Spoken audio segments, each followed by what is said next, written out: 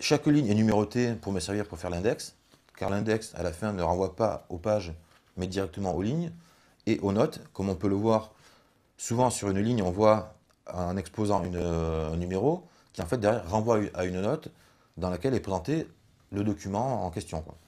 Et sur la droite, on a les références dans les recueils dollars ou les suppléments de Marc Bouloiseau ou les archives parlementaires qui sont une autre série. C'est la série qui restitue les débats à l'Assemblée. Pour cette série-là, pourquoi, en fait, est-ce que je signale toutes ces références? Parce qu'en fait, on trouve tous ces documents-là en PDF gratuitement sur Internet. On trouve la série des recueils d'Alphonse Sollard gratuitement sur Internet, sur Gallica, qui est le site de la Bibliothèque nationale.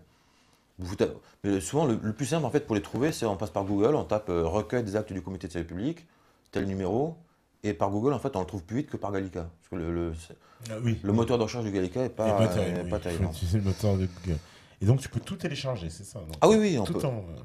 La série Dollar, on peut la télécharger jusqu'à la fin du conflit. D'accord. Là, on a tout, quoi. Les suppléments, non, les suppléments, on les trouve pas en PDF. Et en fait, il est même assez difficile de les trouver, quoi. On les trouve en bibliothèque. Ah, il faut aller ça, c'est un peu. C'est pour ça que souvent je les cite. Vraiment,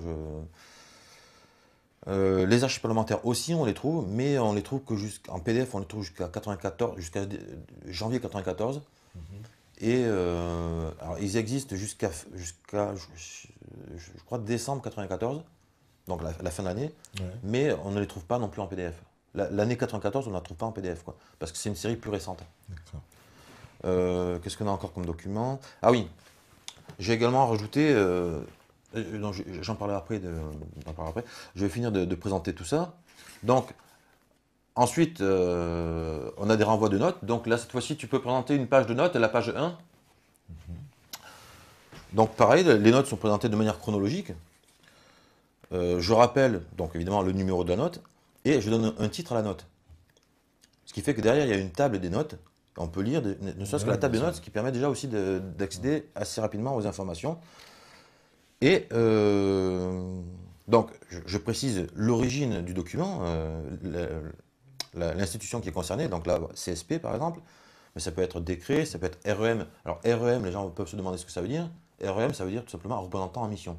Ah, d'accord. Je ne sais pas si tu t'étais posé la question. Oui, c'est pas du tout REM, Losing My Religion. Hein, c'est pas le groupe REM. Tu peux me mettre la page 2? Ok, donc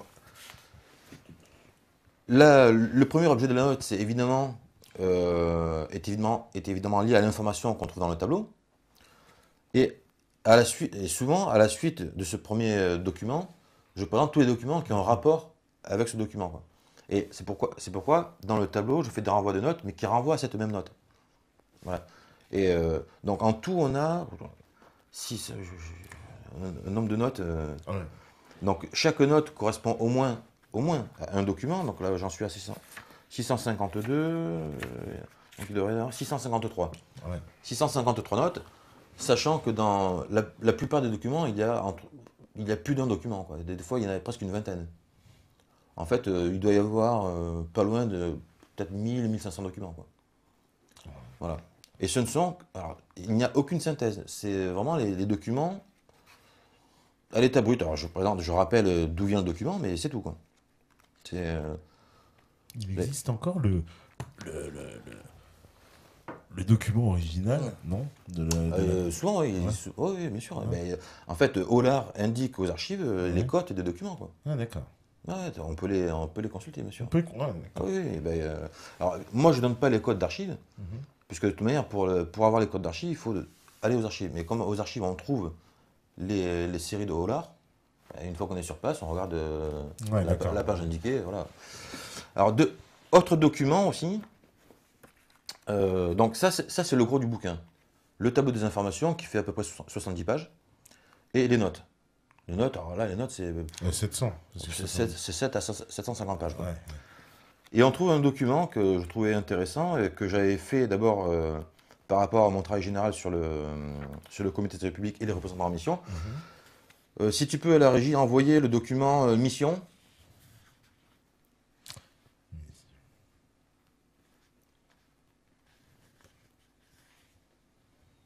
Ok, donc dans le document en mission, ce document-là résume en fait les missions de tous les représentants en mission qui ont été, là en l'occurrence, qui ont été sur le théâtre d'opération de l'Ouest. Alors c'est pas forcément uniquement la Vendée au sens propre, c'est vraiment tout l'Ouest. Hein. Puisque de toute manière, par exemple, quelqu'un qui était à Brest avait quand même des rapports avec les représentants de mission, en mission dans ce qu'on appelle la Vendée, donc ça déborde un peu. Et donc on a les missions de tous ces gens-là, quoi. On a une ligne qui représente le temps, les mois, et les barres qu'on peut voir, ce sont en fait les lettres, et les périodes durant lesquelles l'intéressé a écrit au moins une lettre. Au moins une lettre. Ouais. Voilà. Et donc on voit tout de suite quand est-ce que, quand est-ce que l'intéressé était en mission. Je précise où il était en mission, quand est-ce qu'il a été envoyé. Et donc en un coup d'œil, on voit quand est-ce qu'il était sur place, quand est-ce qu'il est revenu à Paris, quand est-ce qu'il est reparti, etc. etc. Ouais. Et donc là, pour ça, il y en a... combien ils sont combien là-dedans, hein ils sont 80. Voilà. Donc le même travail pour 80, et moi là-bas je l'ai fait pour plus de 250. Hein. Voilà. Donc ça c'est aussi une chose qui peut être utile d'ailleurs. Dans le tableau des informations, j'indique qui signe une lettre, mais des fois évidemment ils ont des noms un peu trop longs et ça ne rentre pas. Donc je mets les quelques premières lettres du nom, et si on a oublié qui ça pouvait être, ben, il suffit de se reporter justement à ce récapitulatif d'émission pour retrouver le nom et savoir de qui il s'agit. Voilà. Donc je pense que là on a fait un peu le tour. Évidemment, il y a un index. Alors c'est pas un index détaillé, c'est un index, je dirais sommaire, mais qui, je pense, en dit l'essentiel. On ne trouve pas, par contre, d'entrée pour les représentants en mission, parce que en fait, ça aurait été un peu compliqué, ça m'aurait obligé de faire des entrées qui n'apportaient rien. Tu vois, on trouve quand même, les seuls qu'on trouve, c'est Carrier, de Sinistre Mémoire, Le Quignot et Philippot. Voilà. Et au niveau du comité de salut public, on ne trouve que Robespierre. Puisque, à la base, c'est un peu un bouquin pour défendre Robespierre. Mais voilà. Et ceci étant, par rapport au comité de salut public, comme ils sont vraiment... enfin, ça ressort très bien. On voit tout de suite... en feuilletant le tableau, on voit tout de suite où sont les arrêtés. Donc on les retrouve facilement, les arrêtés. Hein.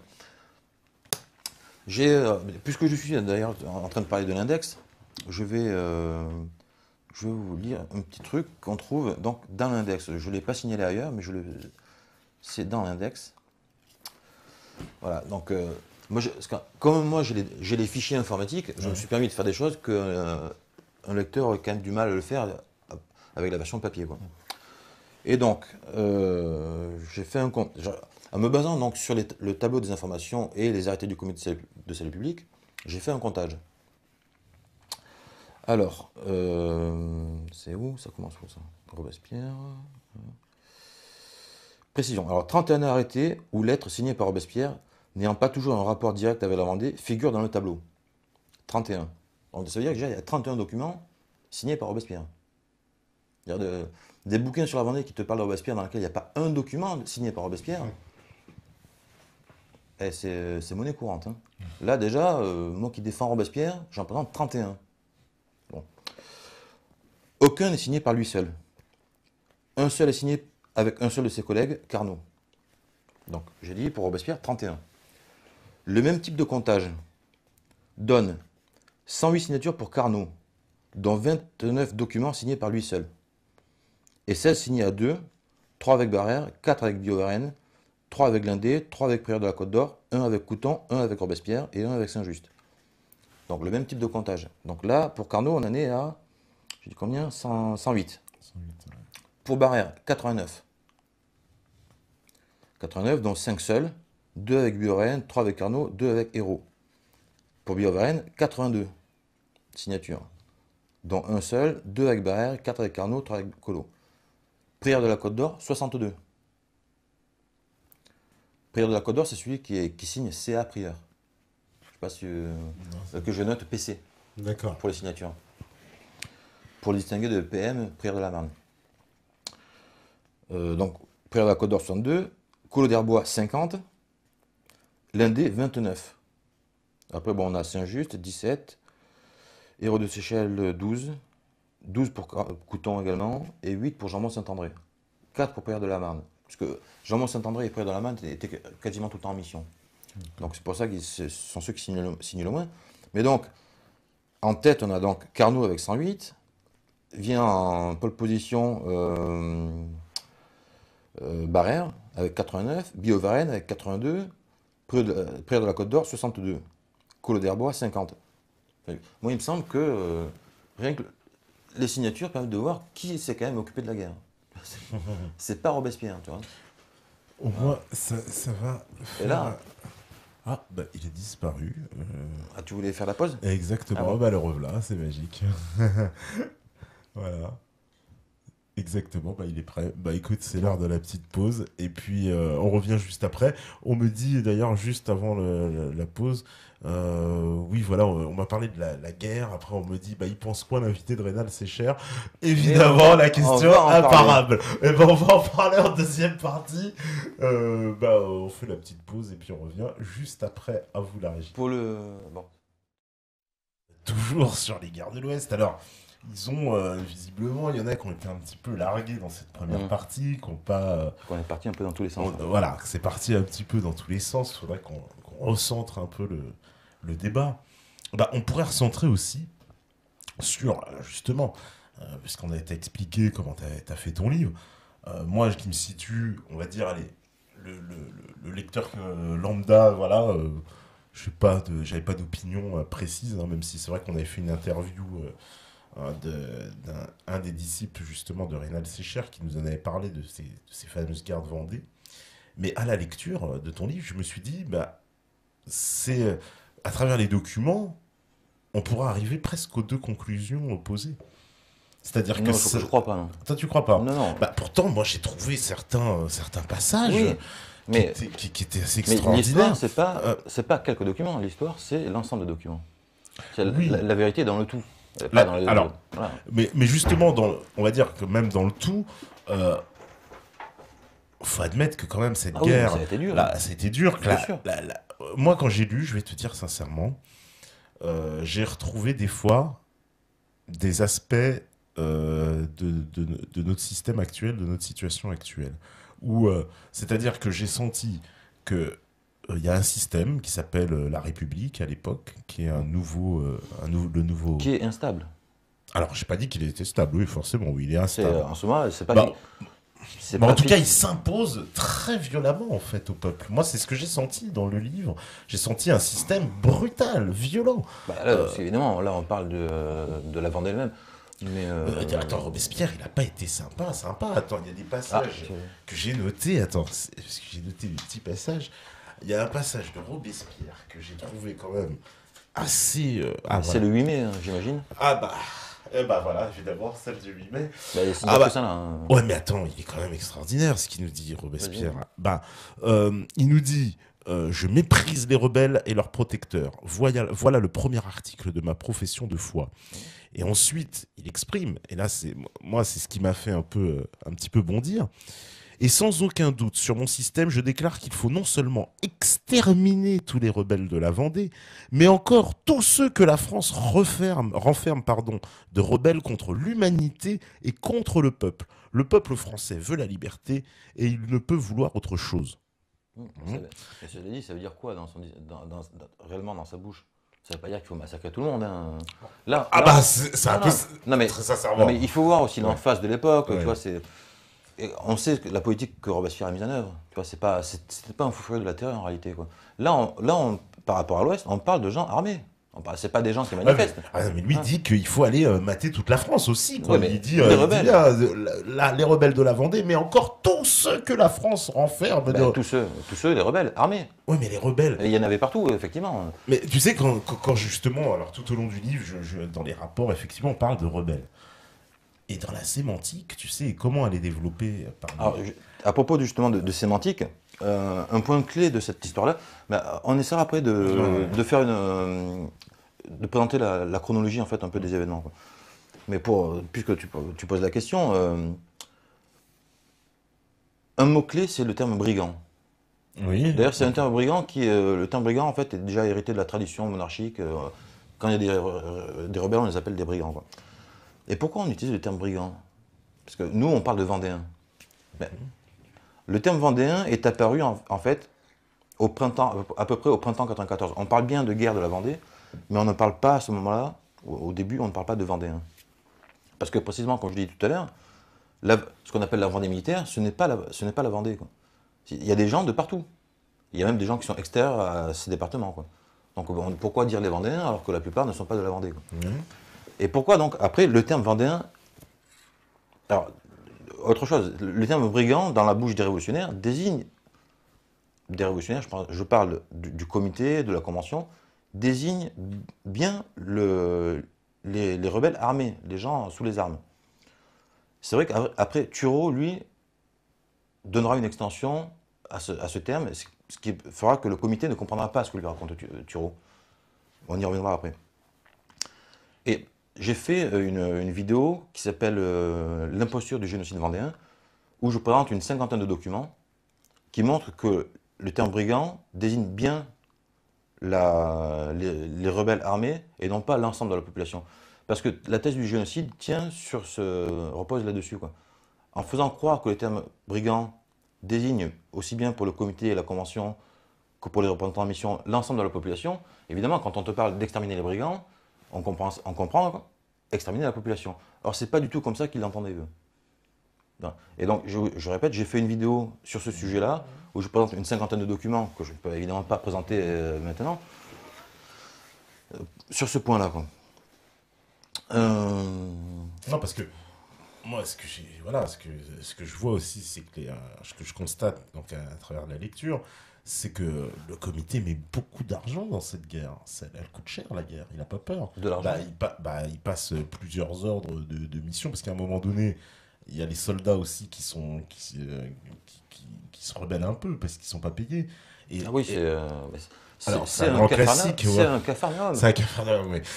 Alors, un grand classique, mais à un moment donné, moi, alors, ce qui m'a étonné, c'est qu'il y a un rapport qui parle des prisonniers. Je vais le retrouver. Où il dit, voilà, tu t'en souviens. Donc, il dit que les prisonniers, en fait, parlent de l'humanité des rebelles. Ah oui, d'accord, oui. Et j'ai trouvé ça. Et alors, comme quoi, d'ailleurs, quand on nous dit que les républicains, d'ailleurs je présenterai après un document par rapport à ce sujet, quand on nous dit que les républicains cachent les choses, ils ne cachaient pas les choses, hein. Tout ce que tu lis là, ça a été lu à la Convention, par exemple. L'humanité des rebelles, etc. C'est un fait connu qu'effectivement, les rebelles faisaient des prisonniers. Oui. Voilà. Ouais, c'est pas caché, quoi. Non, bien sûr, les rebelles faisaient des prisonniers. Et inversement, ne sont pas non plus cachés les atrocités qui ont été commises par les troupes républicaines. C'était dénoncé à la Convention. Et sur la question que tu dis, là, le comité a mis de l'argent, évidemment, dans une guerre, il faut de l'argent, hein. Oui. Et on peut dire que c'était le foutoir, en réalité, des deux côtés, hein. Oui. Bon, on comprend mieux que ce soit le foutard côté rebelle, quoi. Mais c'est vrai que côté... Peut-être même moins, d'ailleurs, puisque eux, ils étaient chez eux, c'était quelque chose qui a été mûri. Il y a eu un côté spontané, mais bon. Mais côté républicain, ils ont envoyé des troupes qui venaient d'un peu partout. Oui, c'est ça. Donc il y a pas. On démobilise, d'ailleurs, il en parle dedans, on dit à un moment donné, oui, on démobilise du Rhin, de l'Est, oui, bien sûr, du Nord. Alors, au niveau des troupes républicaines, qu'est-ce qu'on avait sur place? On avait des gardes nationales, c'était les premiers qui étaient sur place. On avait des soldats réglés, des soldats, quoi, qui venaient, mais qui ne faisaient pas partie d'une armée. Il y en a qui étaient effectivement rappelés du Nord, d'autres qui étaient montés des Pyrénées. Oui, voilà, c'est ça. Ouais. On avait des volontaires aussi. Et on avait notamment des volontaires parisiens. Et on avait des gens qui ont été levés, comme je disais tout à l'heure, dans les départements voisins. Enfin, c'était ça l'armée républicaine. C'est-à-dire que ce n'était pas une armée, quoi. C'était un assemblage informe de gens qui souvent n'avaient pas d'armes, pas d'équipement, qui avaient à peine de quoi manger. Enfin, donc, une situation dramatique, quoi. Et après, donc, ce qui explique d'ailleurs pourquoi il y a du pillage. De toute manière, toute armée pille. Ça, c'est un classique de l'époque. À l'époque, il n'y a pas d'intendance, il n'y a pas de... en plus, dans cette région, déjà, l'armée est divisée en différentes unités de corps, etc. Et sur le terrain même, souvent, la végétation fait que les corps sont encore obligés de se subdiviser. Donc on a des petites unités comme ça qui se battent dans tous les sens. Personne n'a de prise là-dessus, quoi. C'est croire que la Convention a maîtrisé ce qui se passait sur le terrain, c'est une vue de l'esprit. Oui, c'est ça aussi. C'est-à-dire que on comprend bien que voilà, il y a un pouvoir. En plus, il faut se remettre, hein, on est au XVIIIe siècle, il n'y a pas le téléphone et Internet. Hein, ouais. donc... D'ailleurs, c'est effectivement, là tu rebondis sur ce que disait quelqu'un tout à l'heure, sur le... Oui, qui était étonné que tous ces puissants de l'époque n'avaient pas connaissance de ce qui se passait dans l'Ouest. Bien sûr, ça c'est vraiment une donnée qu'il ne faut jamais oublier, c'est que nous, aujourd'hui, on sait ce qui se passe instantanément en Chine. Les gars, à l'époque, ils ne savent pas ce qui se passe à 50 km. À 50 km, oui. Voilà, donc, d'ailleurs, il faut plusieurs jours pour qu'ils réagissent, hein, puisqu'ils voilà. ils commencent à savoir ce qui se passe, qu'il se passe déjà des troupes depuis. Et encore, ils réagissent en fonction de l'information qu'ils reçoivent. Donc oui. ça dépend de celui qui l'a donné. Si celui qui a donné l'information s'est trompé ou déforme les faits, etc., voilà, le comité réagit par rapport à ça, mais c'est une donnée il faut vraiment garder à l'esprit, quoi. Il n'y a pas de téléphone, il n'y a pas de radio, il n'y a pas d'aviation, on ne sait pas où est l'ennemi, etc., etc., quoi. Alors, on va peut-être essayer de reprendre du début. Donc, je vais exposer les grandes lignes de ce qu'a été la guerre de Vendée. Donc, sans revenir sur la question des causes. Donc, mois de mars 93, le recrutement amène un soulèvement populaire en Bretagne en général. Rapidement, au nord de la Loire, ces soulèvements sont écrasés assez facilement, mais pas au sud. Les rebelles, alors, malgré les proclamations de la Convention, qui effectivement promet les chefs des rebelles à la mort, elle propose aux autres de passer l'éponge s'ils déposent des armes, dans un délai de 24 heures. C'est la proclamation du 19 mars, qui n'est pas d'ailleurs, comme le dit Reynald Sécher, la loi des suspects. Je ne sais pas pourquoi il l'appelle la loi des suspects. C'est la loi contre la rébellion au recrutement, la loi du 19 mars, enfin du 19-20 mars. Et ces rebelles, gonflés par leur premier succès, évidemment, n'ont aucune intention de déposer les armes. Et donc, en plus, ils sont maîtres du terrain pendant un certain temps. Les républicains locaux envoient des gardes nationales qui se font battre, ou des armées qui, inversement, ont des succès. En fait, il y a une alternance de succès et d'échecs de part et d'autre pendant plusieurs mois, jusqu'à la victoire de Cholet. La victoire de Cholet, c'est le 17 octobre 93. Pour moi, je ne fais pas de différence entre après la victoire de Nantes, donc le 29 juin, c'est-à-dire Nantes qui repousse les rebelles, ou après l'arrêté ou le décret du 1er août, ou le décret du 1er octobre qui demande de finir la guerre de Vendée avant le 20 octobre. Sur le terrain, il y a une espèce d'uniformité pendant toute cette période, du début à la victoire de Cholet, alternance de victoires, de défaites. Et presque de manière surprenante, il y a la défaite de Cholet. Et, encore plus surprenant, une grosse partie des chefs rebelles décident de passer la Loire. Alors là, c'est vraiment l'erreur tactique. Leur force, c'était justement d'être chez eux. Et là, ils passent la Loire. C'est-à-dire qu'ils se retrouvent en territoire étranger, quoi. Et là, ça va être Alors, ils sont nombreux. On estime à peu près à 40 000 combattants. 40 000 combattants, alors qu'en face, il y a quelques milliers de soldats. Ils sont pas. Ah oui, il n'y a pas. Ça dépend. Enfin, au début, il n'y a pas. Ils sont pas beaucoup. Non, il n'y a pas. On voit les lettres des missionnaires sur place qui envoient les lettres au comité qui disent c'est la panique en fait, on sent la panique à bord. Ils leur disent attention, on n'est pas nombreux, ils vont tout prendre. Le pire, c'est qu'ils sont mal armés, ils n'ont pas d'armes. Il y a énormément de lettres où ils disent mais envoyez-nous des armes. Et le comité, la seule réponse qu'il leur fait, c'est démerdez-vous. Trouvez des armes sur le terrain, réquisitionnez, faites ce que vous pouvez. On n'en a pas. Donc faites ce que vous voulez. Mais je reprends mon récit. Donc les Vendéens passent la Loire. Donc, on estime à peu près 40 000 combattants.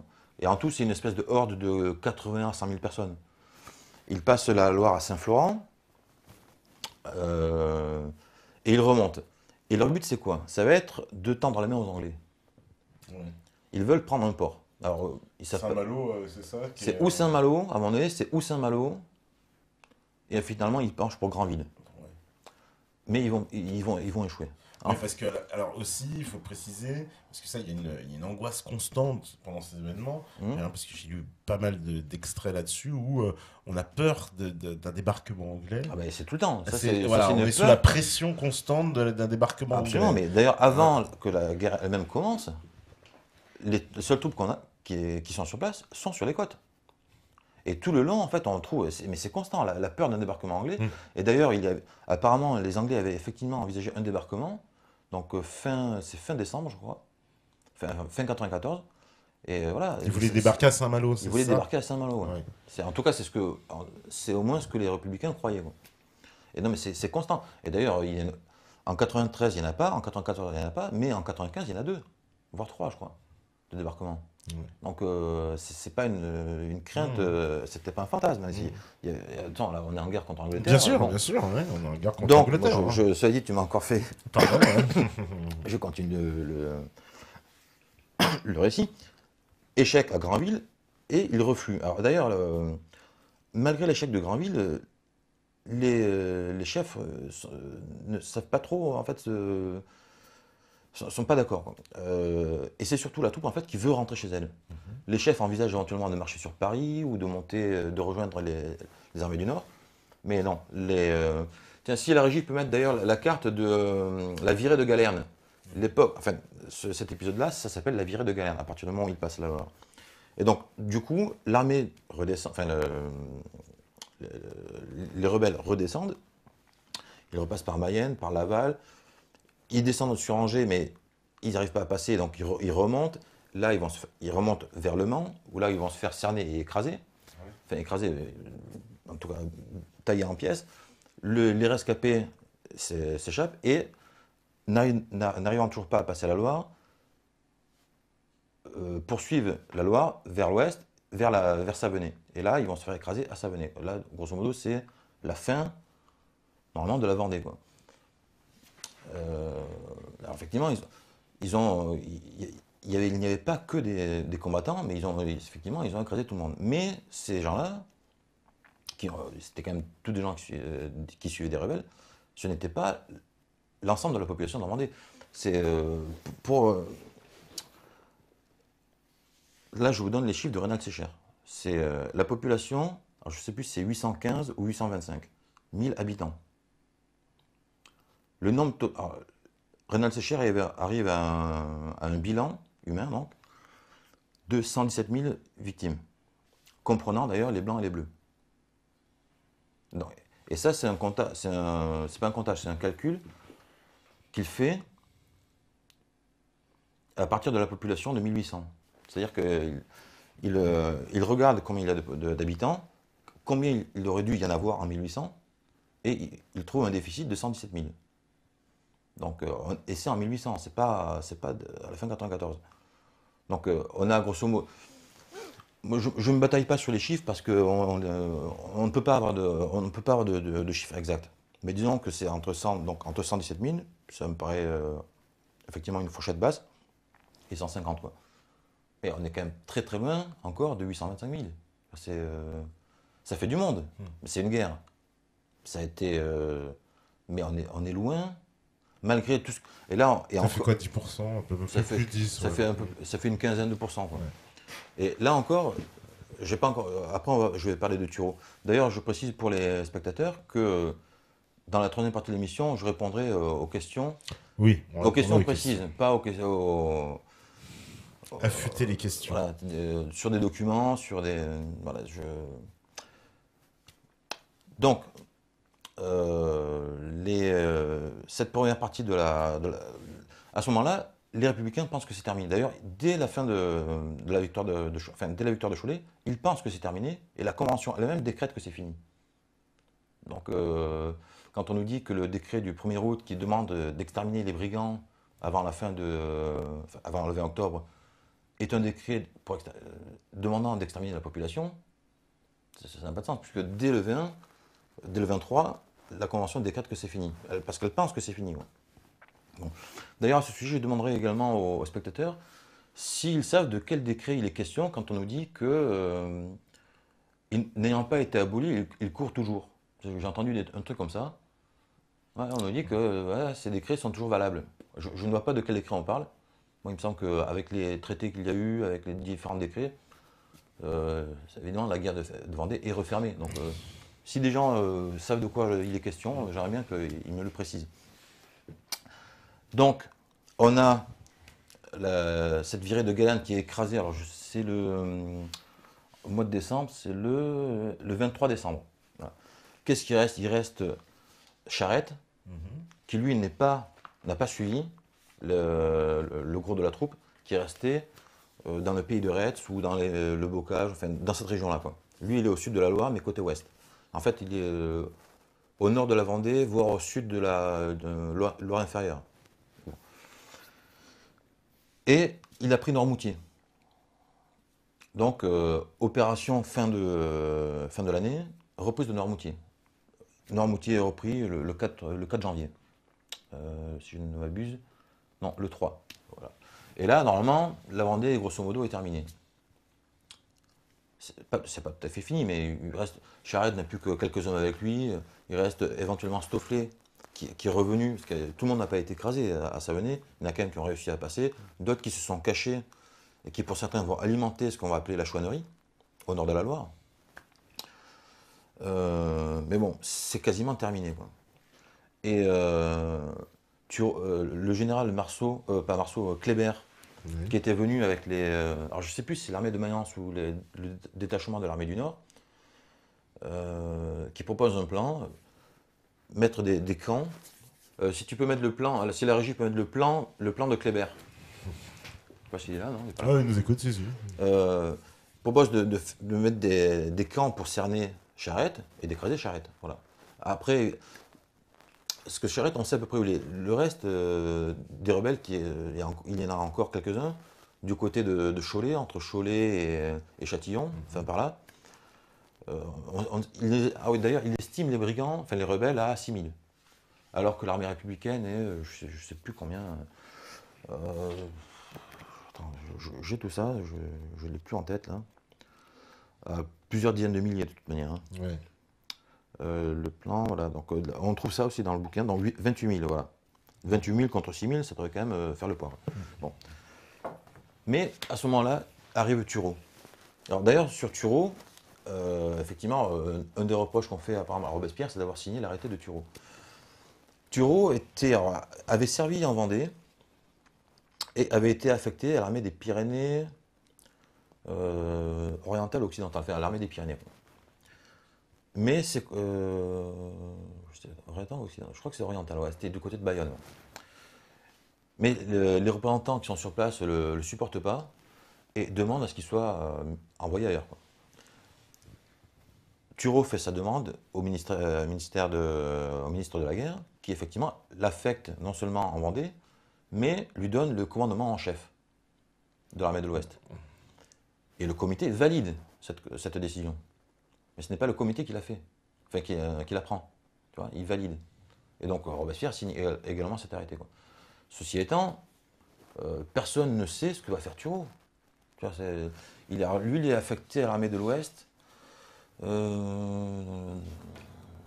que je l'ai noté quelque... Je ne sais pas si je l'ai noté. Grand Ruine. C'est en novembre, je crois. Octobre. C'est bon. Bon, peu importe, je crois que c'est vers le 17 novembre. Et lui, donc, il va arriver il arrive à Nantes. On ne sait pas ce qu'il fout d'ailleurs.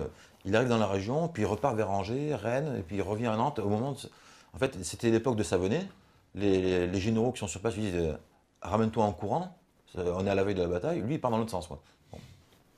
Il arrive à Nantes au moment où c'est quasiment fini. Quoi. La prise de Noirmoutier est sur le point d'aboutir. Et il arrive à Nantes. Et là, il met son plan en place. Le fameux plan qu'on appelle les colonnes infernales. D'ailleurs, colonnes infernales. Ça, si on peut mettre le plan de Turreau en ligne, à l'image. Qu'est-ce que c'est Alors, son plan est quasiment le contraire de celui de Kléber. Kléber, qui avait prévu de cerner Charette et d'écraser Charette, parce que c'est la région où il y a encore quelques rebelles, lui, il prévoit essentiellement d'écraser la région où il n'y a plus de rebelles. Ouais. Quand les rebelles ont passé la Loire, ils étaient nombreux. Et du coup, ils n'étaient plus dans le pays, et en fait, les autorités républicaines ont repris les régions, ont repris la main, quoi. Et lui, en fait, il va écraser les régions qui ont été reprises par les républicains. C'est le truc complètement dément, quoi. Mais c'est lui qui le met en place tout seul. Il le dit, il l'écrit. Il le dit, et en plus, il le dit, j'avais conçu mon plan avant même d'arriver, avant même de prendre le commandement. Donc, et qu'est-ce que c'est? On dit souvent les 12 colonnes. En fait, il y en a 11. Les principales sont 11. C'est 6 colonnes divisées en 2, sauf une qui n'est pas divisée, quoi. Et elles partent de l'ouest. Alors d'ailleurs, son plan est censé finir la guerre. Alors je vois pas comment il pourrait la finir puisqu'il s'attaque pas. Il tape dans le vide. Ça pourrait évidemment pas finir en tout cas ce conflit. Et il annonce au comité que son plan va régler la guerre en 8 jours. Donc son plan commence, il lance ses colonnes le 21 janvier et elle doit avoir terminé le 27 ou 28. Donc on a le plan initial, on sait par où les colonnes devaient passer, etc. Sauf qu'à l'arrivée, évidemment, non seulement ça n'a pas marché, mais en plus ça a rallumé la guerre, puisque c'est une région qui avait été reprise par les républicains, et eux, ils ont commencé à tout massacrer, quoi. Mais ça, ce n'est pas dit au comité, hein. Tout ça, ils le font. Et d'ailleurs, Turreau écarte systématiquement tous les gens qui se plaignent de sa tactique. Il les écarte, il les fait envoyer ailleurs, ou les casse, etc. Tu vois, il fait son truc à lui, quoi. Et arrivé au terme de cette semaine, cette fois-ci, il n'y a pas d'ordre. Il n'y a pas d'ordre, il n'y a pas d'ordre de marche pour les colonnes. Et en plus, évidemment, ce comportement, partout où ils arrivaient, ils brûlaient tout, ils chassaient ils massacraient les civils. Là clairement, lui, il massacrait les gens, quoi. Mais ça, en fait, sa réputation, là. Oui, ça, on ne peut pas le comprendre si on lit uniquement sa correspondance. D'ailleurs, un ouvrage qui complète la série dont j'ai parlé tout à l'heure, les recueils d'Ollard, c'est La guerre des Vendéens et des Chouans de Savary. C'est un peu l'équivalent par rapport à Ollard, mais là vis-à-vis des généraux. Moi, je croyais que c'était un récit, Savary. En fait, c'est presque un recueil des lettres des généraux. Et donc là, on trouve toutes les lettres. Derrière, il ajoute quelques analyses. Et si les gens s'intéressent à cet épisode des colonnes infernales, qui est quand même au cœur de la polémique, je vous invite à voir un site qui s'appelle Rambard, un site de Jean Rambaud, Rambard dans REMBA2R.fr. Et là, vous aurez le parcours de toutes les colonnes. C'est vraiment très bien fait. Donc, cette personne-là a également fait un site à partir de l'ouvrage de Savary. Il a retracé donc le parcours de toutes les colonnes avec toutes les dates, les exactions qui ont été commises. Mais ça m'a servi parce que, encore une fois, quand on lit la correspondance de Turreau, on ne comprend pas ce qui se passe. Et d'ailleurs, ça rejoint ce que disait quelqu'un tout à l'heure. À l'époque, il ne savait rien. Mais en fait, aujourd'hui, on sait beaucoup plus de choses parce que l'histoire est passée, les historiens ont fait un travail. Mais à l'époque, il y a des choses qu'on ne savait pas à Paris. Tu vois, quand Turreau annonce on a écrasé 1000 brigands, pour le comité. C'est 1000 brigands, quoi. C'est 1000 brigands. On ne se rend pas compte, c'est 1000 personnes. Dedans, il y a des femmes, des voilà, enfants, ils t'ont pas dit, c'est des gens qui étaient cachés dans une forêt. Alors, ils étaient dans une forêt, ils se cachaient, les mecs, évidemment, ils se cachaient. Donc, mais c'était qui ces gens? C'était la population, c'était des femmes, des enfants. Et effectivement, ils massacraient tout. Et quand il fait son rapport, on ne le comprend pas. En fait, quand on lit les rapports de Turreau, on ne comprend rien, quoi. Il minimise systématiquement tous les échecs.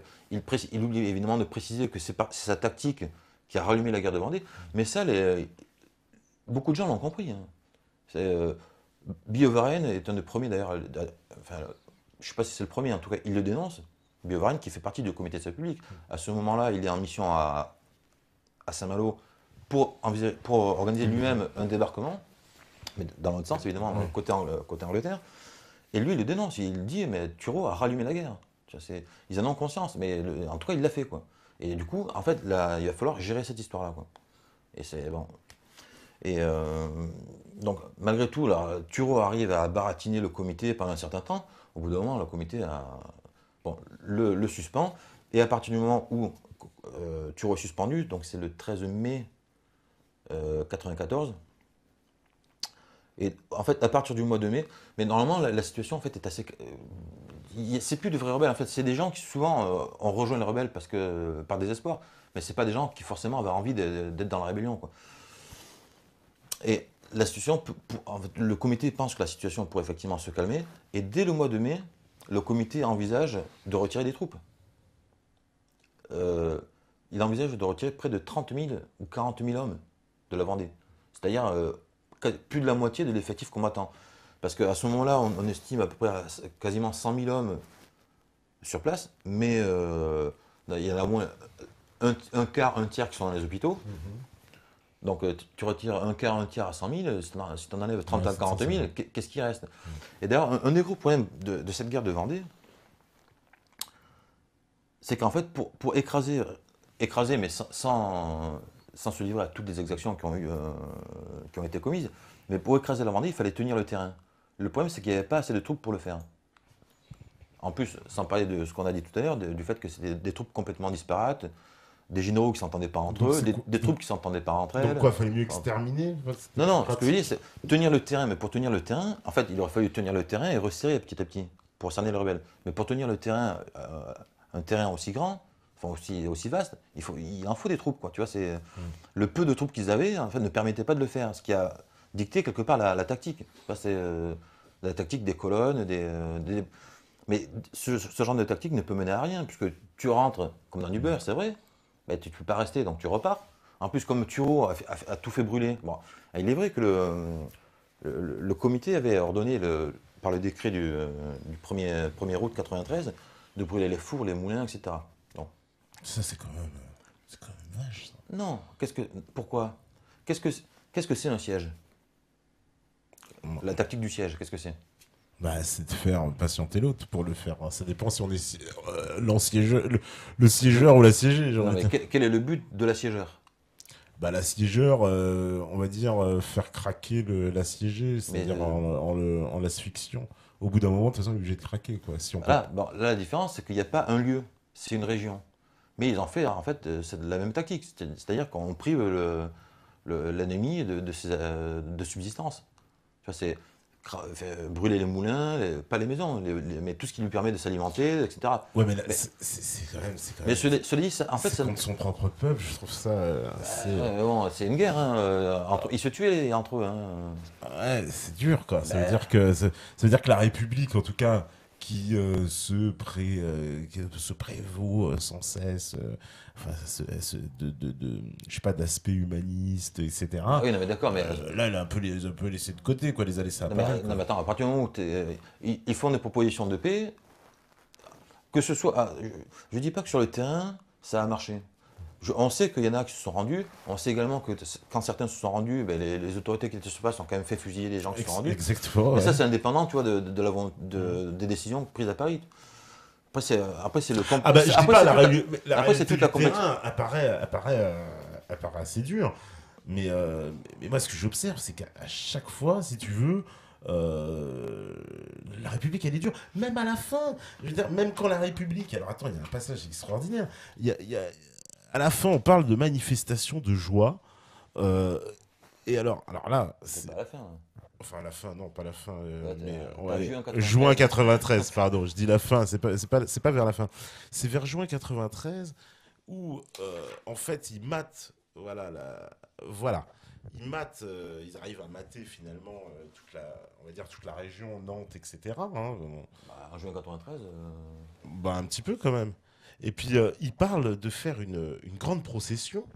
Et ils disent, les institutions républicaines, quoi, qui vont faire une fête. Et pourtant, à la fête, alors, attends, il faut que je retrouve le passage. La fête, on dit tout le monde, ils disent, il y a une espèce de silence, et ils disent, mais tout le monde est d'accord. En fait, En fait, on nous sort que, oui, bon, bah, en gros, on les a écrasés, mais bon, bon maintenant, ils n'ont plus rien à dire. Alors, je sais plus où est-ce que. Il y avait ce passage qui était assez fabuleux. Je vais le retrouver. Il y a donc il dit en fait en gros, bon bah les gens maintenant on les a matés, et maintenant ils adorent la République, c'est parfait. Oh ils sont silencieux, ils disent plus rien, Ouais. mais ils sont heureux, ils adorent la République.